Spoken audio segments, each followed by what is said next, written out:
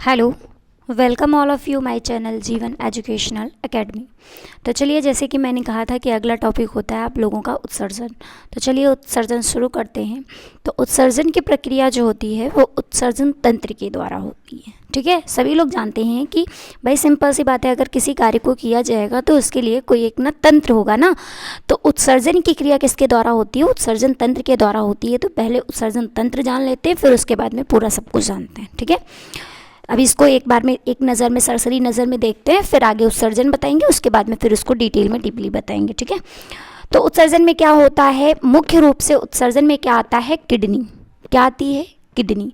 और किडनी को क्या कहा जाता है बेटा?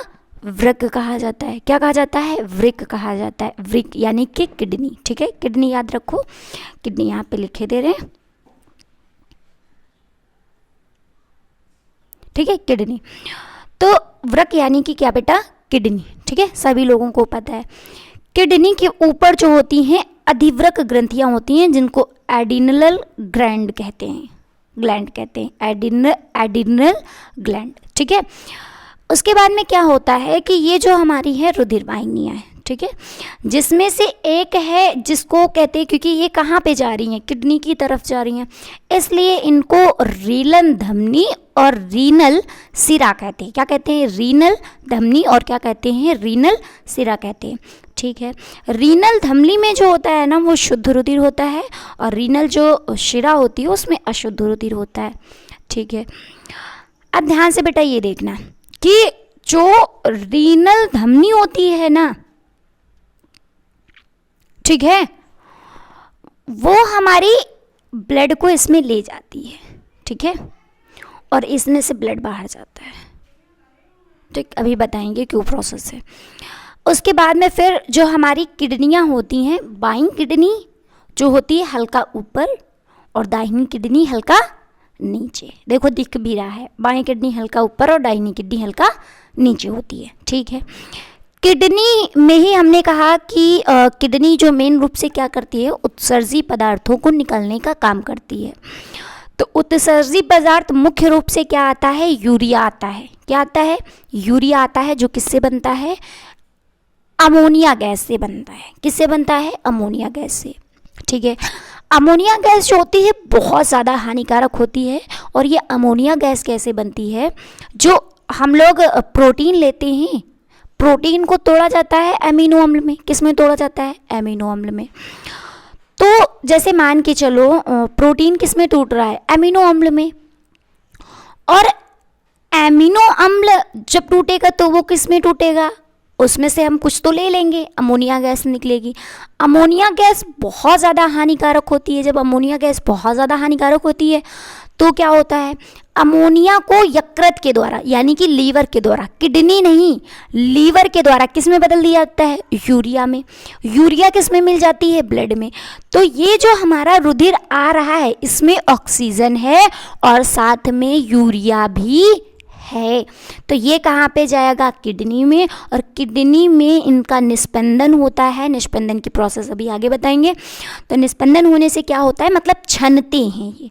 छनने से क्या होता है कि जो उपयोगी पदार्थ ब्लड के होते हैं वो किडनी द्वारा ले लिए जाते हैं, आयंस लिए जाते हैं, जल लिए जाते हैं। और जल की मात्रा के साथ में जो हानिकारक पदार्थ होते हैं जैसे कि यूरिया हो गया, ठीक है, जो कि अमोनिया से बना हुआ है लीवर के द्वारा, और कुछ विषैले पदार्थ आयन हो गए, उनको जो है क्या कर दिया जाता है? निकाला जाता है। और जब निकाला जाता है तो निकालने के बाद में ये जो हमारा बनता है वो बन जाता है यूरिन। यूरिन का मतलब क्या बन जाता है? मूत्र।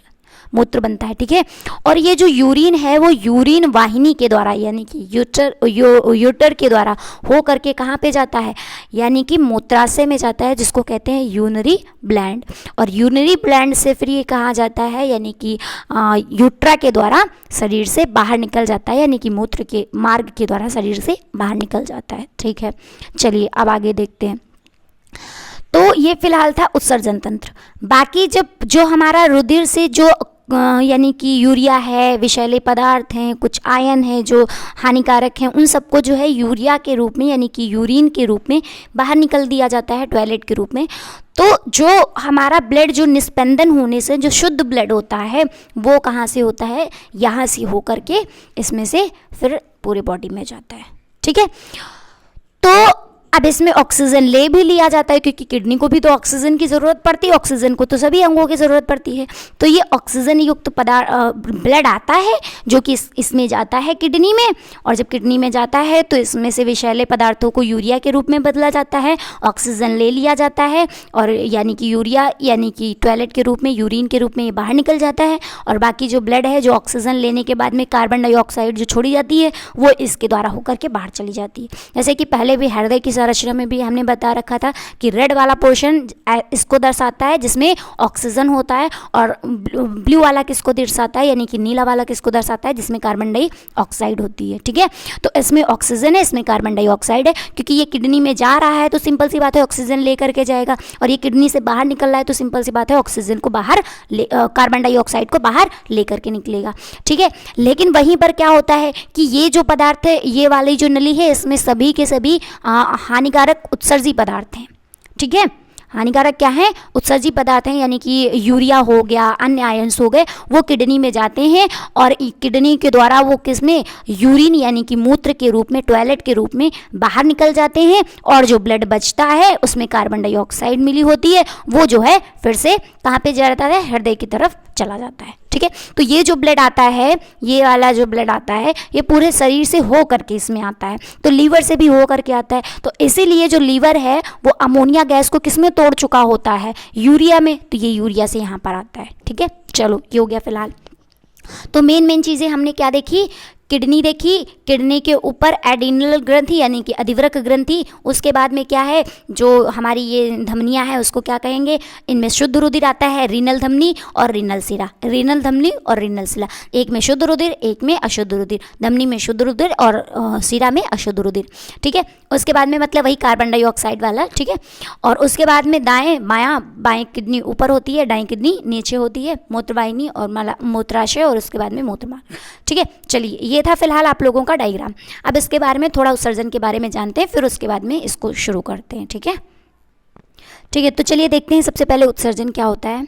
तो उत्सर्जन क्या होता है कि जीवों में जो जैविक क्रियाएं होती हैं, जो जैविक क्रियाएं जो भी हम खाते पीते हैं, जैविक क्रियाएं बहुत सारी होती है ना, तो उन जैविक क्रियाओं के द्वारा, जैविक क्रियाओं को ही यानी कि मेटाबॉलिक प्रोसेस कहते हैं, उपचय उपापचयी क्रिया कहते हैं, जो कि अपचय और उपचय में यानी कि कैटाबॉलिक और मेटाबॉलिक में डिवाइड होती है। ठीक है, अब आगे देखते हैं।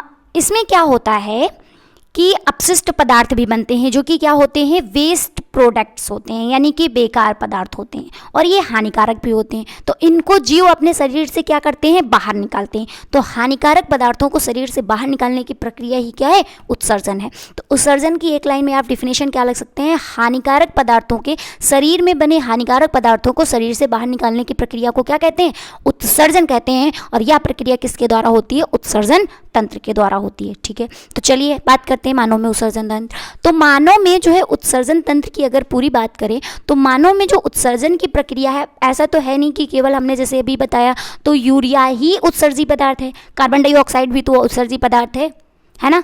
जिस रुधिर में कार्बन डाइऑक्साइड होती है उसको अशुद्ध रुधिर कहते हैं, जब उसको अशुद्ध रुधिर कहते हैं तो कार्बन डाइऑक्साइड भी तो हानिकारक है, तो उसको भी शरीर से बाहर निकालना है। तो कार्बन डाइऑक्साइड को, है ना, यानी कि मुख्य रूप से मानव में दो हैं उत्सर्जी पदार्थ, एक कार्बन डाइऑक्साइड है, एक कौन सी है, यूरिया है। ठीक है, अब कार्बन डाइऑक्साइड, यूरिया, ठीक, कार्बन डाइऑक्साइड को किसके द्वारा निकाला जाता है, फेफड़ों के द्वारा, और यूरिया को किसके द्वारा निकाला जाता है, किडनी के द्वारा, किडनी के द्वारा बाहर शरीर से निकाला जाता है। इसके अतिरिक्त तो जो कुछ अन्य जो होते हैं यानी कि लवण वगैरह होते हैं, उनको जो है शरीर के बाहर किस रूप में निकाला जाता है, जो पसीने वाली ग्रंथियां होती हैं जिनको श्वेत ग्रंथियां कहते हैं, ये क्या करती हैं, पसीने के साथ साथ इसको क्या कर देती हैं, बाहर निकाल देती हैं। ठीक है, इसीलिए पसीना बदबू भी करता है, क्योंकि उसमें क्या होते हैं, कार्बनिक पदार्थ होते हैं, हानिकारक विषैले पदार्थ भी होते हैं, ठीक है, लवण भी होते हैं, आयन भी होते हैं, तो इसलिए उसको शरीर से बाहर निकाला जाता है। ठीक, अब आगे देखते हैं। मानव में जो प्रोटीन का पाचन होता है, प्रोटीन के पाचन के पश्चात थोड़ा अब इसमें बता देते हैं, 2 मिनट रुकिए।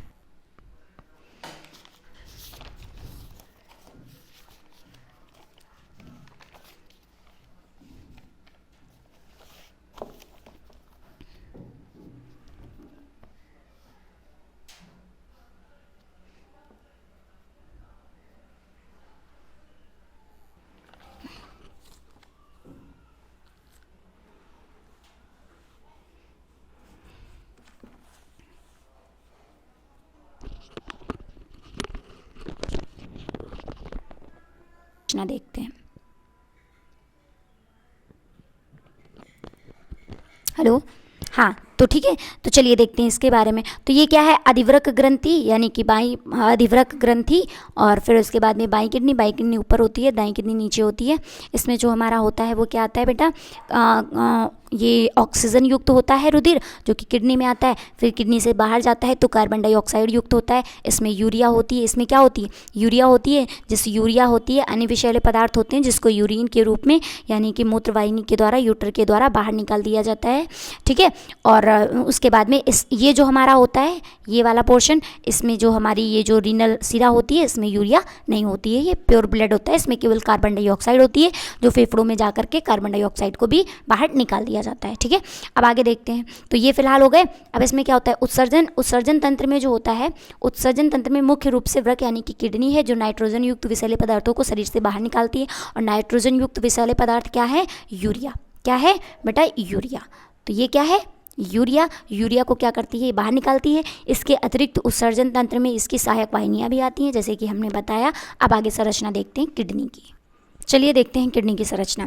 तो किडनी की संरचना में क्या है, जैसे कि हमने बताया था, रीनल धमनी, रीनल शिला, ठीक है। इसमें से ब्लड जाता है और इसमें से ब्लड बाहर निकलता है, ठीक है। ये इसमें ब्लड जाता है और इसमें ब्लड बाहर निकलता है, ठीक है। ये जो है हमारी ये पूरी किडनी में ये फैली हुई होती हैं, एक लूप बना लेती हैं। क्या बना लेती हैं, लूप, जिसमें कुछ समीपस्थ होती हैं, कुछ दूरस्थ होती हैं, ठीक है। इस तरीके से जाल टाइप में बना लेती हैं कि मतलब बहुत जटिल कॉम्प्लिकेटेड संरचना हो जाती है, ठीक है। अब उसके बाद में फिर हम देखते हैं कि जो हमारा है यहाँ से हम ये जो देख रहे हैं ये वाली संरचना, ये कुछ अजीब सी, ये देखो ये मैंने येलो येलो बना रखा हुआ है ना। जो यूरिन होती है यानी कि जो मूत्र होता है वो हल्का येलो ही होता है, हल्का पीला होता है। हल्का पीला हम कहाँ से लाए, तो इसलिए येलो कर दिया है। ये जो हमारी ये संरचना दिख रही है जो मैंने ब्राउन कलर से ऐसे कर रखी है, ये वास्तव में क्या है, नलिकाएं हैं। क्या हैं, नलिकाएं हैं। और इन नलिकाओं को क्या कहते हैं, नेफ्रॉन कहते हैं। क्या कहते हैं, नेफ्रॉन कहते हैं। तो जो यानी कि वृक्क नलिका होती है, वृक्क नलिकाएं, तो वृक्क नलिकाएं ही क्या हैं, जैसे कह दिया जाए कि किडनी की सबसे छोटी इकाई क्या है, तो वृक्क नलिका यानी कि नेफ्रॉन। वृक्क नलिका इसी को भी कहते हैं और नेफ्रॉन भी इसी को कहते हैं, ठीक है। तो यहाँ पे लिखे दे रहे हैं वृक्क नलिका। क्या लिखे दे रहे हैं, वृक्क नलिका, ठीक है। वृक्क नलिका यानी कि नेफ्रॉन, ठीक है। अब थोड़ा बात करते हैं, ये जो पोर्शन मैंने हल्का ब्राउन कलर से कर रखा है ये रीनल कॉर्टेक्स होता है, इसका कोई मतलब नहीं, ठीक है। ये तो हमारी लेयर है ही, आउटर लेयर, उसका कोई मतलब नहीं है। मेन चीज़ आती है, ये क्या है, ये जो मैंने ब्राउन ब्राउन करके, ये तो फिलहाल ये लाइन जो मैंने बता दी वो तो मैंने क्या बता दी, यानी कि नेफ्रॉन हो गई, नेफ्रॉन हो गई, ठीक है।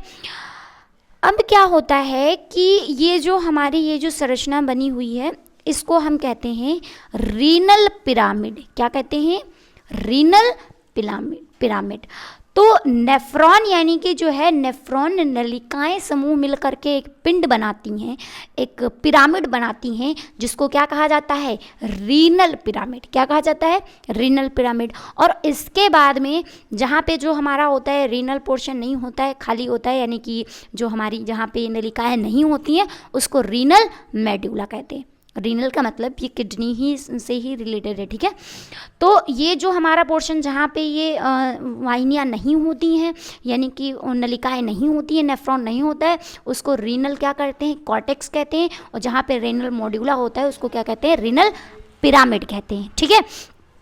अब जो हमारे नेफ्रॉन है ना, यही सबसे बड़ी इंपॉर्टेंट चीज़ है, ठीक है। तो नेफ्रॉन यानी कि वृक्क नलिका की संरचना हम अगले टॉपिक में बनाएंगे और इसको ज़रूर कवर करेंगे, ठीक है। तो हमको एक बार हम इसको बना करके आप लोगों को बता दे रहे हैं कि किडनी की संरचना किस तरीके से बनानी है और वृक्क तंत्र की संरचना किस प्रकार से बनाते हैं। तो चलिए एक बार देखते हैं, ठीक है। तो चलिए देखते हैं पहले उत्सर्जन तंत्र की संरचना कैसे बनाएंगे। ध्यान से देखिए, ये जो हमारी है ये वाली,